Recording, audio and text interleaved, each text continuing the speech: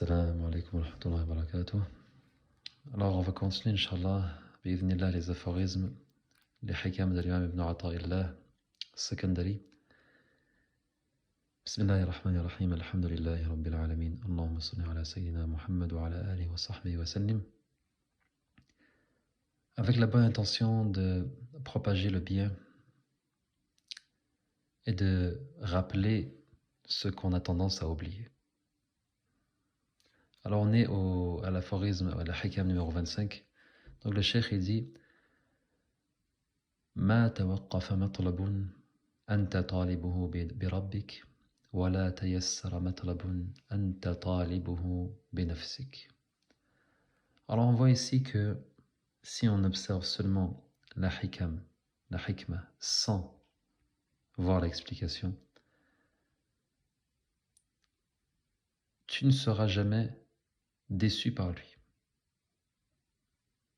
Donc, d'un côté, d'une part, tu ne seras jamais déçu par Allah. Et de l'autre, tu seras toujours déçu par toi-même ou par les gens. C'est-à-dire que ici, l'imam, il parle de l'entreprise, de ce que tu entreprends dans ta vie, de tes projets, de tes ambitions.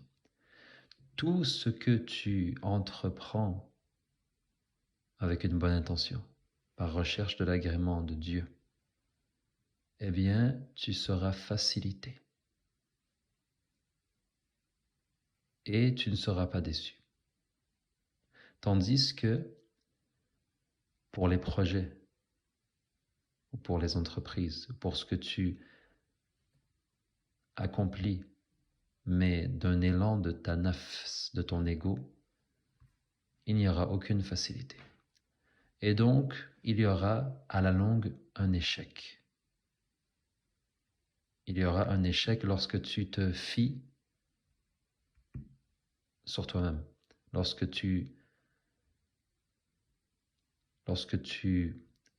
entreprends quelque chose de par toi-même, sans demander l'aide de Dieu et sans rechercher son agrément. Et donc, dans l'explication, on a que le prophète sallallahu alayhi wa sallam nous a demandé de répéter souvent cette parole. La hawla wa la quwwata illa billah. Donc, cette parole, pourquoi cette parole? C'est parce qu'elle nous rappelle que quoi? Qu'il n'y a pas de protection.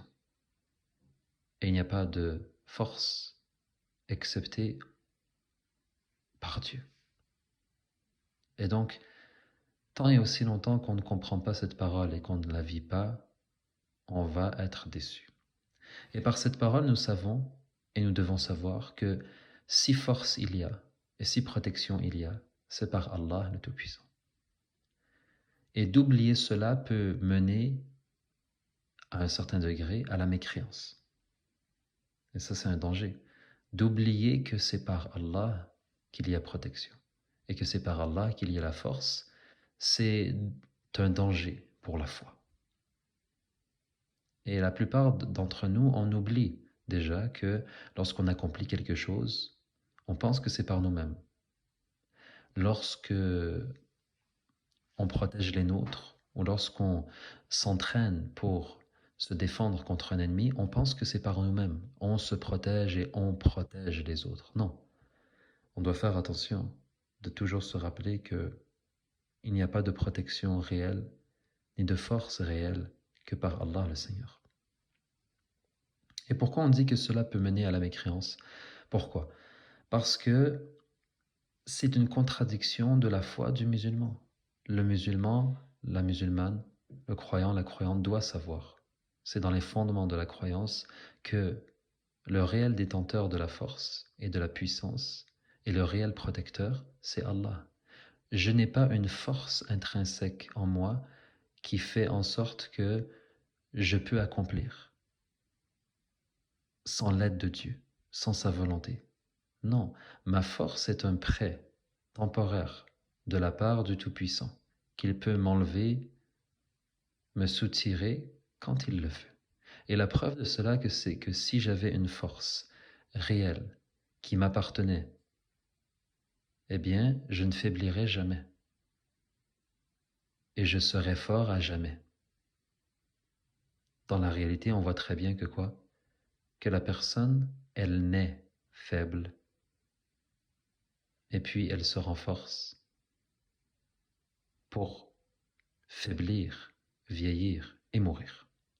Et donc la vie, la force, la protection, l'intelligence, le courage, même la beauté, tout cela, ce sont des dons de Allah qu'il donne à qui il veut. Lillahi ma a'ta, lillahi ma akhadh. Donc ne jamais penser qu'on détient, qu'on possède réellement quelque chose. Et ça, c'est dangereux.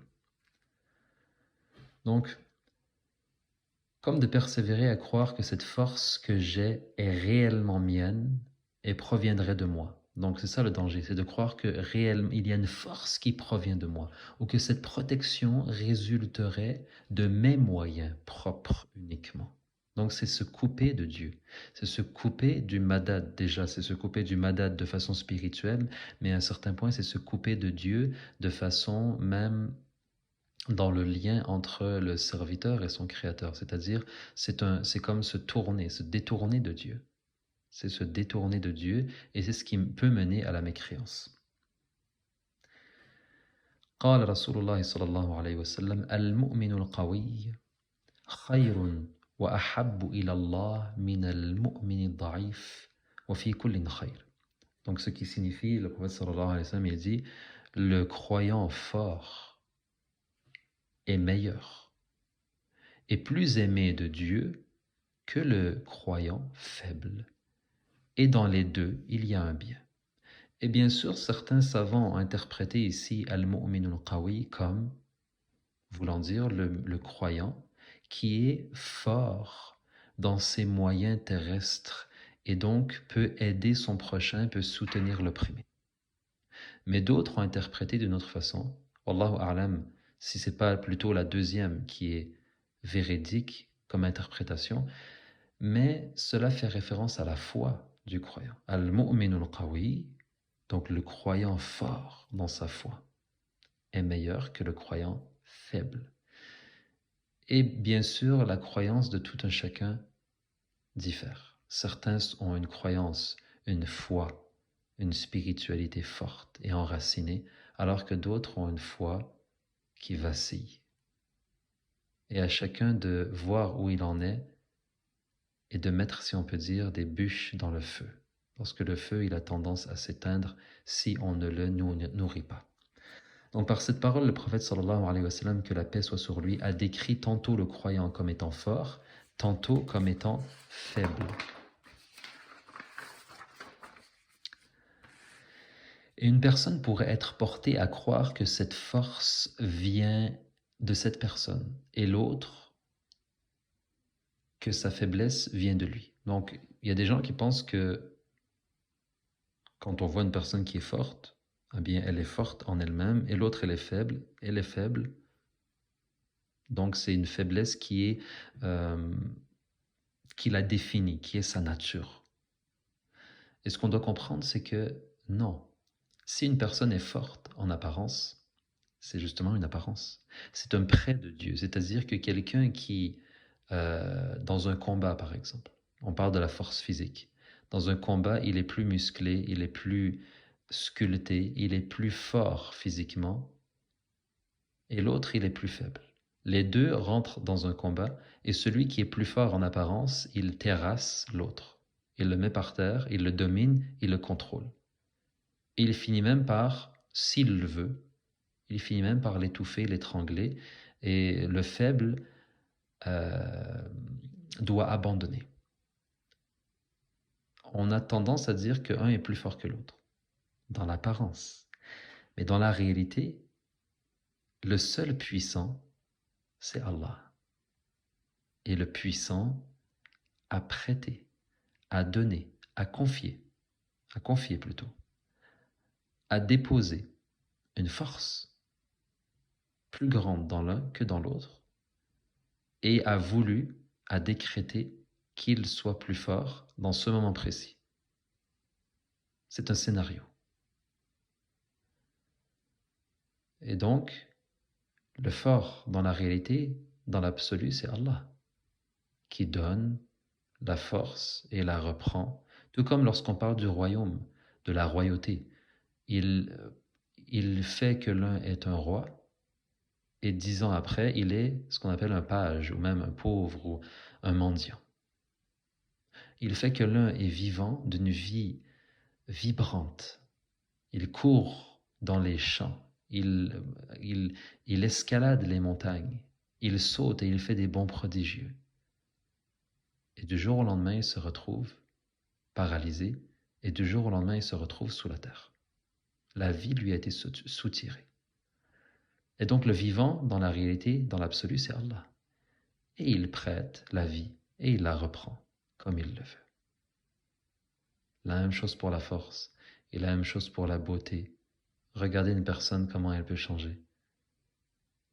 Elle devient belle au summum de sa beauté, et puis la beauté lui est soutirée morceau par morceau. Et elle se retrouve après des années dans un état qui est, elle-même, elle le dit, pitoyable. Elle n'ose plus se regarder dans le miroir. Si c'était sa propre beauté qui lui appartenait, elle serait restée belle pour l'éternité. Mais la beauté, en réalité, appartient à Allah. Et il en définit qui il veut, comme il veut. Et c'est ça qu'on doit comprendre. Et c'est de cette façon que le croyant et la croyante reviennent à leur Seigneur. Donc regardons ici l'autre parole du prophète sallallahu alayhi wa sallam. Donc c'est la suite du hadith qu'on a mentionné. On a dit al-mu'minu al-qawi khayrun wa ahabbu ila Allah min al-mu'mini al-da'if wa fi kullin khayr. Et puis le prophète sallallahu alayhi wa sallam il dit ista'in billah wa la ta'ajaz. Donc prends appui sur Dieu et ne sois pas incapable, ne sois pas impuissant. Et donc le prophète sallallahu alayhi wa sallam il nous rappelle que quoi? Que oui, le croyant fort, il est plus fort, il est meilleur, il est plus aimé de Dieu que le croyant faible, mais que dans cette différence entre le fort et le faible, il y a ce qu'on appelle al-isti'an. Il y a le fait de demander l'aide et le support du Seigneur. Et c'est ça qui fait la différence dans la foi. Donc le prophète, il parle de la foi ici, al-mu'min, il a dit al-mu'min.